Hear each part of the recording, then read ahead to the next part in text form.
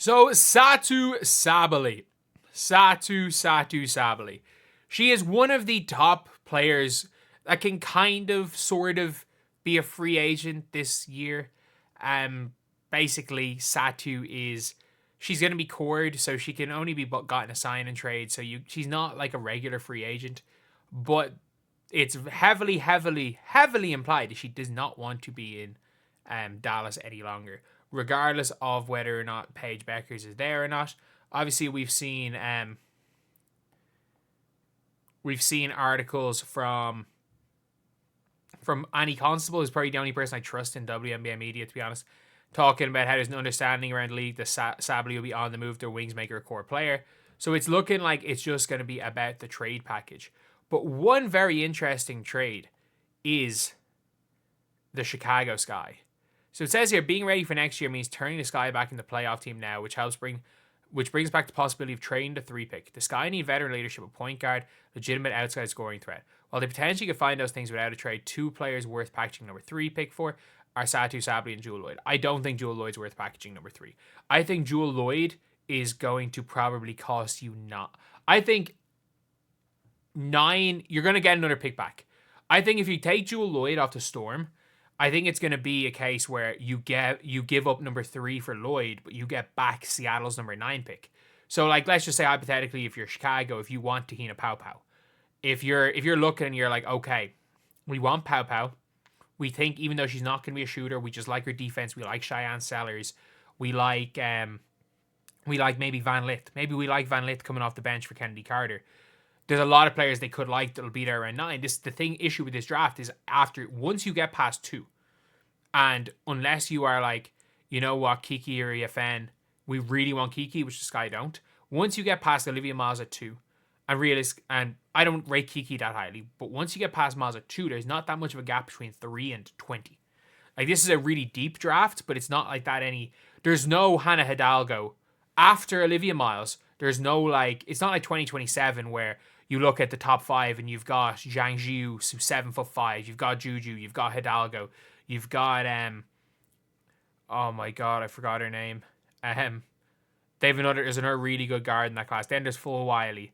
You never know what players are going to end up being in that one. What players are going to get better over the next few years. In 2026, there's no Tanaya Latson after that. There's no Lauren Betts after the top 3. So after the top 2.5. So I think they might just go trade. It won't be straight up 3 for Jewel Lloyd, but they probably get 9 back with her. Since there's an understanding that Sabally will be on the move, GMs can begin to send out qualifying offers and core tags. What's unclear where she'll end up. The Sky's chances are slim, but the number 3 pick opens the door for the conversation with Wings GM Kurt Miller. The number 3 pick in this draft, I personally think the Sky, if the Sky wants Satou, the Sky have the best trade package. Like, let's be real. The Fever's trade package is going to be Nalissa Smith, 8, and either another first-round pick or Grace Berger. It's going to be that because you never know about these 1-year rentals. The Chicago Sky is a good place for Satou because, yeah, even though they don't have like their big, new, swanky training facility, she's a multi-millionaire. She's going to be okay, and there's going to be a lot of eyes on you in Chicago, which is more important than having the training facilities for 1 year specifically, because the training stuff is going to be coming back next year. But if the Chicago Sky offer 3 and 10, that is a better trade than the Indiana Fever can trade for Satou. Like, if you offer 3 and 10 to Dallas, it allows Dallas to take the best, who they believe is the best player available at 1, and take who is the best fit available in Kiki or Fen. It allows Dallas to go in next year with a lineup of Kiki or Fen. They're still going to go with Tierra McCown, which I think Tierra McCown sucks, but they're going to go out with Kiki, Paige Beckers, JC Sheldon, or / Maddie Siegrist. Honestly, I think you could go small ball. Like, I know she's only like 6'3", 6'4", but like, I don't hate Kiki or Fen at center by the end of the year. But I think she's a better defender than Tierra McCown, even on bigs. But imagine if you go out with JC. It'll be like one of the most athletic teams ever. If you have Kiki, Maddie Seegers, is not freakishly athletic, but she's an awkward, like, really awkward scorer, but the ball goes in. Paige, JC, and Enrique. Like that five will score a lot, even with two rookies. And then even if you want to start Tiara McCowan and move JC to the bench, you've still got JC Sheldon's a good bench player. So like that is a really, really nice haul for Dallas. And maybe you could get a 2026 first round pick in that for Satou. Maybe you can convince them. Or you can is there any other young player? No, there's no other young players the Chicago Sky really have. But you can get both their first round picks this year, and maybe you can look for their next year's first round pick for Satou. And then the Sky, let's be real, Sky end up 5-6, and you're like, cool. Next year, you're then looking at maybe a Tenaya Latson falls to there. Maybe like Lauren Betts won't fall to there. Flaw J won't fall to there. But there's a lot of players. And then if you're Chicago, obviously, you've got Satou. You go with Kennedy Carter. You probably are going to try. I would say they're probably going to try to get Sloot. You can go with Sloot, Kennedy Carter, Satou, Cardoso, and Reese. It's a playoff team. That is a 100% a playoff team. I like that team. And then off the bench, you've got Elizabeth Williams, one of the best bench bigs in the league. Rachel Bannum, Lindsay Allen. Like, they've got a squad if they can make that trade for Satou, honestly. It just depends on how quickly the Sky want to go for the playoffs.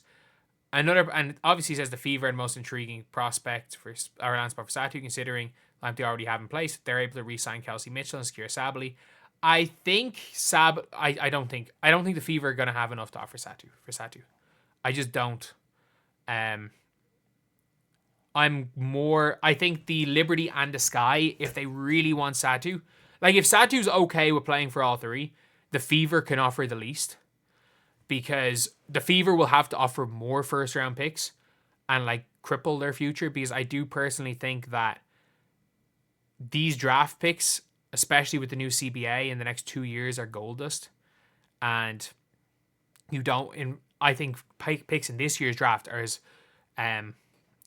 worth so much. They're worth so much.